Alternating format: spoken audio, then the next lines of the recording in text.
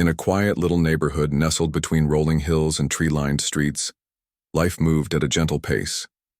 The houses were well kept, the lawns manicured to perfection, and neighbors often exchanged warm smiles as they passed each other on their morning walks. Among these residents lived Dr. Emily Carter, a young dentist who had recently opened her own practice right in the heart of the community. She was known for her kindness, professionalism, and dedication to helping others feel comfortable during what many considered one of life's most dreaded experiences, a trip to the dentist. Emily loved her work but also cherished the balance she maintained between her professional responsibilities and personal life. Her home, located just a few blocks away from her office, was modest yet cozy, with flower boxes hanging beneath the windows and a small garden out front where she grew herbs like mint and basil. It wasn't unusual for neighbors to stop by occasionally, to chat or ask about scheduling an appointment, but Emily made sure to keep clear boundaries so that her private time remained exactly that: private. One person in the neighborhood, however, stood out from the rest. Karen Thompson, the self-appointed head of the Homeowners Association, HOA, was infamous for her strict rules and overbearing personality. To say Karen was involved in the community would be an understatement. She practically ran it. From enforcing guidelines about holiday decorations to sending reminder emails about trash pickup days, Karen left no stone unturned when it came to micromanaging everyone's lives. Some people appreciated her efforts, believing she kept the neighborhood orderly and beautiful. Others found her constant interference exhausting and unnecessary. Despite their differing personalities, Emily and Karen had always managed to coexist peacefully, at least on the surface. They attended the same HOA meetings, exchanged pleasantries, at block parties, and even worked together briefly on a project to repaint the playground equipment at the local park. But Emily couldn't shake the feeling that Karen had a knack for pushing limits, especially when it came to asking for favors. Whether it was borrowing tools, requesting discounts at local businesses, or expecting special treatment because of her role in the HOA, Karen seemed to operate under the assumption that being in charge entitled her to certain privileges. On this particular evening, after a long day filled with back-to-back appointments and paperwork, Emily finally returned home to unwind. As she climbed the steps to her porch, she noticed something taped to her front door, a handwritten note written in bold, hurried strokes. Curious, she peeled it off and read the message. "Dr. Carter, please call me immediately about scheduling an urgent dental appointment tonight. My toothache is unbearable." The note ended with a signature, Karen H., followed by a phone number, scrawled hastily at the bottom. Emily sighed deeply, rubbing her temples as she stepped inside and closed the door behind her. She knew Karen could be intense, but this request felt different, more demanding than usual. Still, she decided to handle the situation professionally, just as she would with any other patient. After pouring herself a cup of tea to calm her nerves, Emily dialed Karen's number. The phone rang only twice before Karen answered, her voice sharp and clipped. "Finally, I've been waiting forever," she snapped before Emily could even greet her properly. Without giving Emily a chance to respond, Karen launched into a detailed description of her supposed toothache, emphasizing how much pain she was in and how desperate she was for relief. Emily listened patiently, letting Karen vent until there was a pause in the conversation. Then, in her calmest tone, she explained that emergency appointments needed to follow specific protocols. Unless it was a life-threatening situation, patients were required to schedule visits through the office during regular business hours or contact the on-call dentist designated for after-hours care. She offered to help Karen book an appointment first thing the next morning, assuring her that her concerns wouldn't go unaddressed. But Karen wasn't satisfied.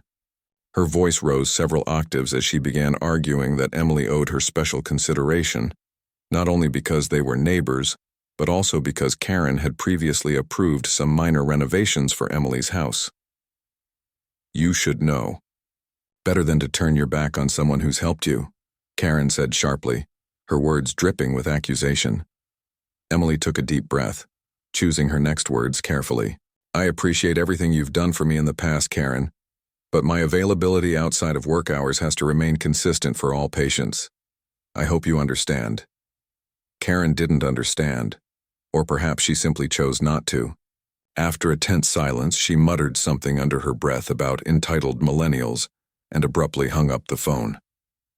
Emily stared at the receiver for a moment, feeling a mix of frustration and unease. Something told her this wasn't going to be the end of it. As the night wore on, Emily tried to distract herself by reading a book and sipping her now cold tea. Yet, every time she glanced toward the window, she couldn't shake the nagging thought that Karen might show up unannounced or escalate the situation further. Little did she know Karen was stewing in her own anger, plotting her next move while nursing what may or may not have been a legitimate toothache. What started as a seemingly harmless request was quickly spiraling into something far more complicated and potentially explosive. For now, though, Emily resolved to stay calm and trust that professionalism would prevail. After all, she reminded herself, setting boundaries wasn't just good practice. It was essential for maintaining peace of mind in a world full of Karens.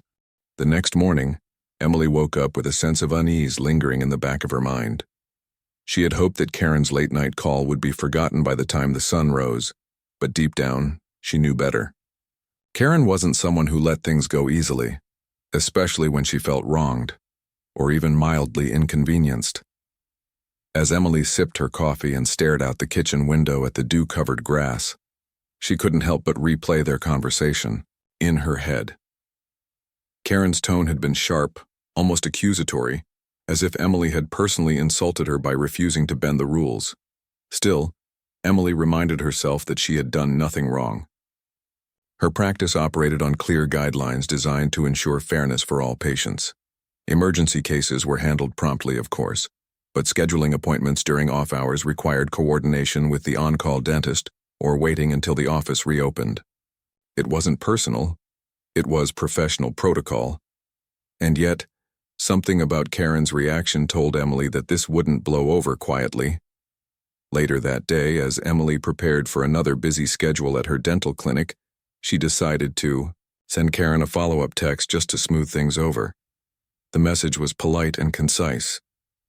"Good morning, Karen. I wanted to check in regarding your toothache. Please feel free to reach out to our office today so we can get you scheduled for an appointment. We're here to help." She hit send, hoping it might diffuse any lingering tension. But Karen didn't respond. Not right away, anyway. Instead, she spent the entire morning stewing in frustration, convinced that Emily's refusal was a deliberate act of disrespect. To Karen, it wasn't just about the toothache anymore. It was about power dynamics. In her mind, being the HOA president gave her a certain level of authority within the neighborhood, an authority that Emily had blatantly disregarded. By turning down her request, Karen believed Emily was undermining her status and challenging her influence. By noon, Karen's anger had reached a boiling point. She paced around her house, muttering under her breath about ungrateful neighbors and people who don't know how to show gratitude. Every time she thought about Emily calmly explaining why she couldn't accommodate her last-minute request, Karen's blood pressure spiked. How dare Emily dismiss her like that? Didn't she realize how much Karen had done for her? Determined to make her displeasure known, Karen fired off a reply to Emily's text. But instead of addressing the appointment directly, she launched into a tirade about how Emily had crossed a line. The message read, "You really need to rethink your priorities, Dr. Carter. I've always supported you, approved your renovations without hesitation, kept quiet when your dog barked at night. But this is unacceptable. You owe me more than some generic text message. If you want to keep living peacefully in this community, you'll fix this immediately." Emily blinked at the screen, taken aback by the venom in Karen's words. She reread the message twice, trying to process what she had just read. Was Karen seriously implying that approval for minor home improvements and tolerance for occasional barking equaled permission to demand special treatment outside of work hours? It was absurd, and frankly, a little intimidating. For a moment, Emily considered responding, maybe clarifying her position once again or apologizing if Karen felt offended.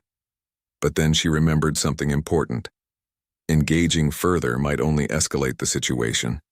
Karen thrived on conflict. It fueled her ego and gave her a platform to assert dominance. The best thing Emily could do was maintain her composure and stick to her original stance. So, after a few minutes of deliberation, she chose not to reply. Unbeknownst to Emily, Karen interpreted her silence as defiance, a calculated move to ignore her completely. This only made Karen angrier. That afternoon, she began venting to anyone who would listen, spinning a narrative where Emily was portrayed as selfish, arrogant, and unappreciative. At first, her audience consisted of close friends and acquaintances, but soon enough, word spread throughout the neighborhood. Some people nodded sympathetically, agreeing that Emily should have made an exception given the circumstances. Others rolled their eyes privately, knowing full well how Karen tended to exaggerate situations to suit her agenda. Meanwhile, Emily tried to focus on her work, pushing thoughts of Karen aside as much as possible. But distractions kept creeping. And during a routine cleaning session with one of her regular patients, a middle-aged woman named Linda, the topic inevitably came up. "So," Linda said casually while reclining in the dentist chair, "I heard there's some drama brewing. Between you and Karen Thompson?" Emily froze for a split second before forcing a smile. "Oh, nothing serious," she replied lightly, brushing it off. "Just a misunderstanding about scheduling." Linda raised an eyebrow, clearly unconvinced. "Well, whatever it is, tread carefully. You know how Karen gets when she feels slighted." Emily nodded, grateful for the advice but unwilling to divulge too many details. She finished Linda's cleaning quickly, eager to move on to the next patient and put the conversation behind her. But as the day wore on, similar comments trickled in from other neighbors who stopped by the office for various reasons. Each remark reinforced the realization that Karen's campaign against her was gaining traction faster than expected. By evening, Emily found herself reflecting on the events of the past 24 hours. What started as a simple request for an after-hours appointment had snowballed into something far more complicated. Karen's behavior wasn't entirely surprising. Emily had heard stories about her dramatic outbursts before, but experiencing it firsthand was exhausting. More than anything, she wished Karen would understand that running a business required consistency and fairness. Giving preferential treatment to one person set a dangerous precedent, no matter how influential they claimed to be. As she locked up the office and headed home, Emily resolved to stay calm and composed no matter what happened next. She knew Karen wouldn't let this go easily, but she also knew that losing her temper or giving in to unreasonable demands would only validate Karen's tactics. Setting boundaries wasn't easy, especially when dealing with someone as persistent as Karen, but it was necessary for her sanity, her professionalism, and the integrity of her practice. That night, as Emily settled into bed with a book, she allowed herself a small sigh of relief. Tomorrow was a new day, and hopefully, it would bring clarity rather than chaos. Little did she know, however, that Karen's plans for retaliation were already taking shape, and they promised to make life significantly more difficult before things improved. The following afternoon, the air in Emily's dental office buzzed with its usual rhythm of activity. Patients shuffled in and out, receptionists greeted them warmly, and the hum of conversation mingled with the faint whirring of dental tools. Everything seemed normal, until Karen Thompson stormed through the front door. She didn't bother checking in at the reception desk or waiting patiently like everyone else. Instead, she marched straight toward the hallway leading to Emily's private office, her heels clicking sharply against the tiled floor. Her face was flushed red, her lips pressed into a thin line, and her hands clenched tightly around the strap of her oversized purse. It was clear that Karen wasn't there for a friendly chat, or even a scheduled appointment. "Excuse me, ma'am," called out Sarah, the cheerful receptionist who had greeted countless patients that day. "Can I help you? Do you have an appointment?" Karen barely glanced in Sarah's direction as she continued walking. "I don't need an appointment," she snapped over her shoulder. "This is urgent." Sarah stood up from her chair, unsure of what to do next. She hesitated for a moment before picking up the phone to alert Emily. Meanwhile, Karen pushed open the door to Emily's office without knocking, barging in just as Emily was mid-consultation with another patient, a young mother named Rachel, who had brought her son in for a routine checkup. Both Emily and Rachel turned their heads in surprise as Karen entered the room uninvited. The boy seated in the dentist chair looked confused but amused by the sudden interruption. Emily immediately recognized the storm brewing behind Karen's eyes and braced herself for what was coming next. "What is the meaning of this?" Karen demanded, her voice loud enough to carry down the hallway. "You ignored my messages, refused to see me last night, and now you're acting like nothing happened? How dare you treat me this way?" Emily took a deep breath, forcing herself to remain calm despite the chaos unfolding in front of her. She glanced apologetically at Rachel and her son, silently promising to resolve the situation quickly. Then, turning her attention to Karen, she spoke in a measured tone. "Karen, I'm currently with a patient. Whatever issue you have, we can discuss it after I finish here. Please step outside." But Karen wasn't about to leave. If anything, Emily's attempt to dismiss her only made her angrier. "No, we are discussing this now," she shot back, planting her feet firmly on the ground. "You've been avoiding me all day, and frankly, I'm sick of it. You owe me an explanation and an apology." Rachel shifted uncomfortably in her seat, clearly uneasy about witnessing such a heated confrontation.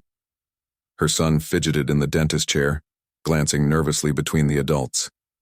Sensing the tension in the room, Emily decided it was time to take control of the situation. Standing up from her stool, she addressed Karen directly. "Karen, I understand you're upset, but this isn't appropriate. I have a patient here who deserves my full attention.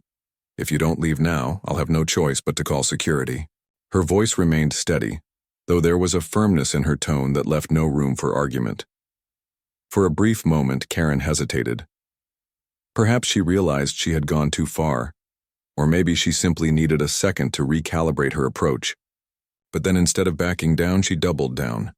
Reaching into her purse, she pulled out a stack of papers and slammed them onto Emily's desk. "Fine. Read these while you're pretending to care about your job. These are formal complaints I've drafted against you, not just for ignoring me, but for violating HOA guidelines by running a business out of your home." Emily blinked in disbelief. Running a business out of her home? That accusation was so absurd it almost made her laugh. Her practice was located in a commercial building miles away from her house. Clearly, Karen was grasping at straws, trying to intimidate her into submission. Before Emily could respond, Karen launched into another tirade, raising her voice even louder. "Do you think you're above the rules, Dr. Carter? Do you think you can ignore me because you're some hotshot dentist? Let me tell you something, you're not untouchable. Not in this neighborhood, and certainly not with me."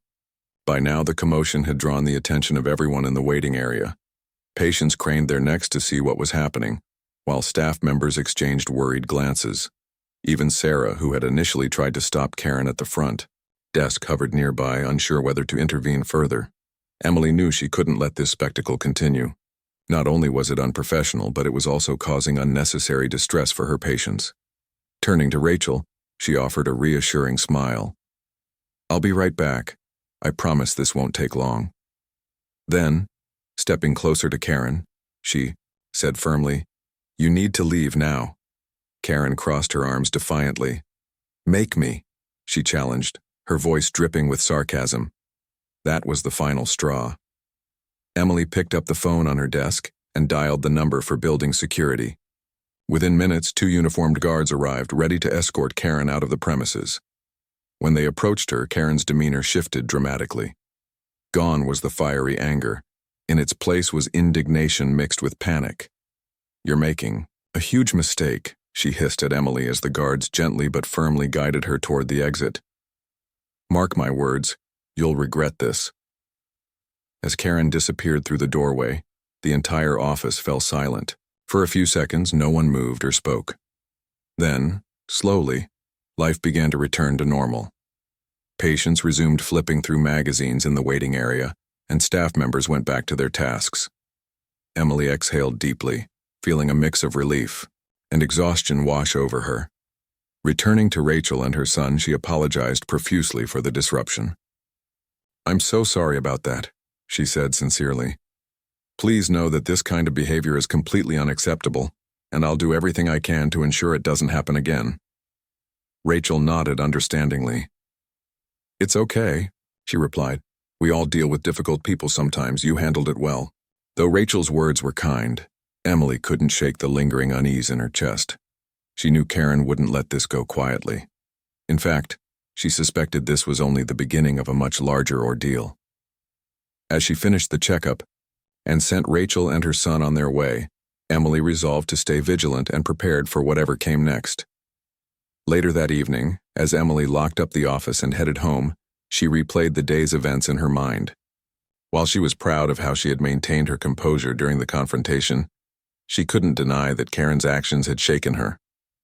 What started as a minor disagreement over scheduling had escalated into a public spectacle, complete with baseless accusations and threats. It was exhausting and infuriating, but Emily reminded herself that giving in to Karen's demands would only make things worse. As she drove home, the quiet hum of the car engine provided a temporary escape from the stress of the day.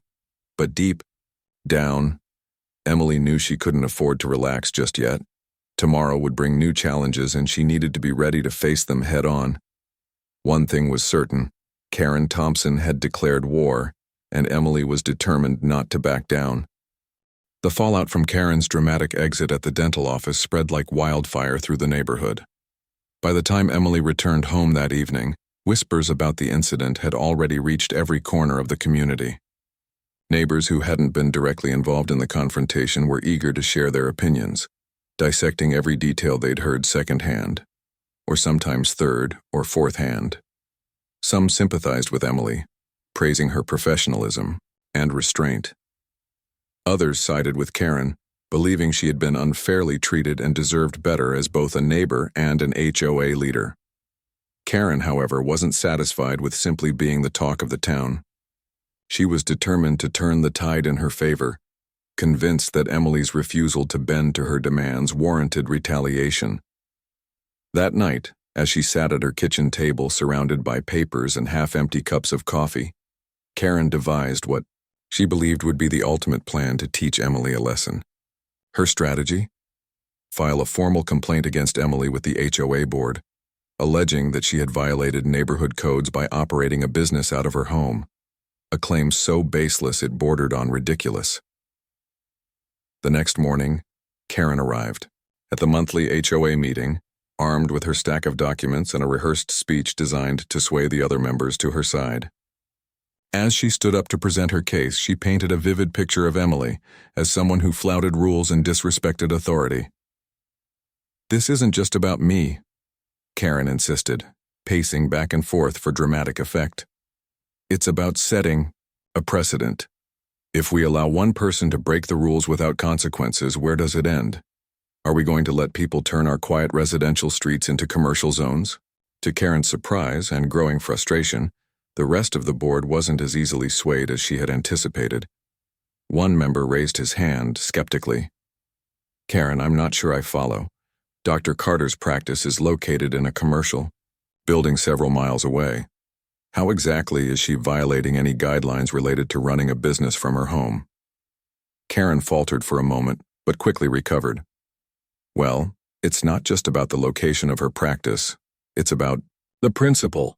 She uses her house for work-related purposes, meetings, consultations, you name it. And don't forget she ignored my request for help when I needed her most. That alone shows a blatant disregard for community values." Another board member chimed in, clearly unimpressed. "Ignoring your request doesn't constitute a violation of HOA rules, Karen. Besides, based on what I've heard, Dr. Carter tried to explain her position politely. Maybe this issue has less to do with the HOA and more to do with personal feelings?" The comment drew murmurs of agreement from others around the table. Karen felt her cheeks flush with embarrassment as the tide turned against her. Despite her best efforts to spin the narrative in her favor, the majority of the board dismissed her allegations outright, citing a lack of evidence and pointing out her obvious bias. When the vote came to address Karen's complaint formally, it was unanimously rejected. For Karen, the rejection was more than just a blow to her ego. It was a public humiliation. As the meeting adjourned, she stormed out of the room, muttering under her breath about how the board had betrayed her trust. But rather than accepting defeat, Karen doubled down on her vendetta against Emily. If the HOA wouldn't support her, she decided to take matters into her own hands. That evening, Karen hatched a new plan, one that she believed would force Emily to capitulate once and for all. Under the cover of darkness, she parked her car directly in front of Emily's driveway, blocking access to her garage. It was a petty move, but Karen didn't care. To her, it was a symbolic act of defiance, a way of asserting control over someone she viewed as disobedient. When Emily woke up the next morning and saw the obstruction, she felt a surge of irritation. At first, she assumed it was a simple mistake, a neighbor accidentally parking in the wrong spot. But as she stepped outside and approached the vehicle, she noticed a handwritten note taped to the windshield. The message was short and smug. "Maybe now you'll understand the importance of respecting boundaries." Emily sighed deeply, recognizing the handwriting immediately. This wasn't an accident. It was Karen's latest attempt to provoke her. Determined not to escalate the situation further, Emily grabbed her phone and dialed Karen's number. After several rings, Karen finally picked up, her tone dripping with false sweetness. "Oh, good morning, Dr. Carter," Karen said mockingly. "I assume you found my little gift?" "Yes, I did," Emily replied evenly. "And I'm asking you to move your car. You're blocking my driveway, which is inconvenient, not to mention illegal." Karen chuckled darkly. "Illegal? Oh, please. There's no rule in the HOA handbook that says I can't park here. Technically, this is public property, so unless you want to call the police and waste everyone's time, I suggest you get used to it." Emily clenched her jaw, resisting the urge to snap back. Instead, she took a deep breath and responded calmly. "Fine. If you won't move it voluntarily, I'll handle it myself." True to her word, Emily called a tow truck company and arranged for Karen's car to be removed. By the time Karen realized what was happening, her vehicle was already being loaded onto the flatbed trailer. She rushed outside in a panic, screaming at the driver to stop. "You can't do this," she shrieked, waving her arms frantically. "This is harassment. I'll sue you for damages." The tow truck driver merely shrugged, holding up a clipboard with paperwork. "Ma'am, your car was illegally parked and blocking private property. We have every right to remove it. Take it up with the owner if you have a problem." As the truck drove away, Karen turned her fury toward Emily, who stood calmly on her porch watching the scene unfold. "You think this is over?" Karen shouted, pointing a finger accusingly. "You have no idea what you've started." Her words fell on deaf ears. Emily simply shook her head and went back inside, closing the door firmly behind her. Though Karen's antics were infuriating, Emily refused to let them consume her. She knew that reacting emotionally would only give Karen the satisfaction of knowing she was getting under her skin. But Karen wasn't done yet. Later that day, she returned to Emily's house, this time accompanied by a few loyal supporters from the neighborhood who shared her disdain for Emily's perceived disrespect. They gathered on the sidewalk in front of Emily's property, loudly voicing their grievances and encouraging passers-by to join their cause. Their presence attracted attention, drawing curious neighbors and even a local news crew tipped off by someone sympathetic to Karen's plight. As tensions escalated, the confrontation reached a boiling point. Karen confronted Emily again, this time face-to-face on her driveway. What started as a heated exchange quickly devolved into physical contact when Karen shoved Emily during the argument, causing her to stumble backward. Witnesses gasped in shock as the altercation unfolded, some stepping forward to intervene while others whipped out their phones to record the chaos. Within minutes, police officers arrived on the scene, alerted by concerned residents who had called 911. After reviewing security footage from Emily's home cameras and hearing statements from multiple witnesses, the officers arrested Karen on charges of trespassing, harassment, and assault. As handcuffs clicked around her wrists, Karen screamed protests, insisting she was the victim in all of this. But her cries fell on deaf ears as she was led into the patrol car, leaving behind a stunned crowd of onlookers. Back inside her home, Emily watched the events unfold from her living room window, feeling a mix of relief and disbelief. She never imagined things would escalate to this level, but she also couldn't deny that justice had been served, at least for now. As the commotion died down and the street returned to its usual quiet, Emily allowed herself a small smile. For the first time in days, she felt a glimmer of peace, knowing that standing her ground had ultimately paid off. Though the immediate threat had passed, Emily knew that dealing with someone like Karen required ongoing vigilance. But she also recognized that maintaining her composure and relying on facts rather than emotions had been key to navigating the storm. As she closed the curtains and settled onto the couch, she reflected on the experience, not as a victory, but as a reminder of the importance of boundaries, resilience, and staying true to oneself in the face of adversity. The arrest of Karen Thompson sent shockwaves through the neighborhood, transforming what had been a quiet suburban community into a hotbed of gossip and speculation. Within hours, news of her dramatic downfall spread like wildfire, not just among neighbors but across social media platforms as well. Photos of Karen being escorted into the police car began circulating online, accompanied by captions labeling her HOA Karen, a nickname that quickly gained traction and became a viral sensation. Memes mocking her behavior popped up everywhere, from Instagram to TikTok, turning her into an unwitting symbol of entitled overreach. For Emily Carter, life in the aftermath of the incident was a mixed bag. On one hand, she received an outpouring of support from many residents who praised her professionalism and courage in standing up to Karen's bullying tactics. Neighbors stopped by her office to offer kind words or drop off homemade treats as a gesture of solidarity. Some even expressed gratitude for finally putting Karen in her place, admitting they'd felt intimidated by her domineering personality for years but never dared to speak out. On the other hand, not everyone rallied behind Emily. A small faction of Karen's staunch defenders took to social media to defend her actions, accusing Emily of being cold-hearted and unneighborly. Comments flooded her practice's Facebook page, with some people calling her selfish for refusing to accommodate, Karen's late-night request and others labeling her arrogant for involving law enforcement. Though the criticism stung, Emily reminded herself that these voices represented only a fraction of the community, and their negativity said more about them than it did about her. Determined to rise above the noise, Emily decided to address the situation publicly. She posted a heartfelt message on her practice's social media accounts, thanking those who had shown their support while reiterating her commitment to maintaining professional boundaries. As a healthcare provider, my priority is ensuring quality care for all patients, she wrote. While I value my relationships with neighbors, it's important to separate personal interactions from professional responsibilities. Setting boundaries isn't easy, but it's necessary for everyone involved. The post resonated deeply with many readers, earning thousands of likes and shares. Local news outlets picked up the story, framing Emily as a relatable hero who stood firm against unreasonable demands. Journalists interviewed her briefly, allowing her to share her perspective without delving too deeply into private details.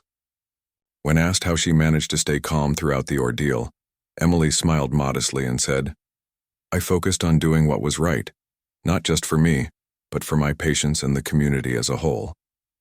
Meanwhile, Karen's legal troubles continued to mount. The charges against her, trespassing, harassment, and assault, required multiple court appearances, each of which drew additional scrutiny from both the media and curious neighbors. During one particularly contentious hearing, Karen attempted to argue that Emily had provoked her behavior by ignoring her requests and disrespecting her authority as HOA president. However, evidence presented by prosecutors, including video footage of the driveway altercation and witness testimonies, undermined her claims, leaving little room for sympathy.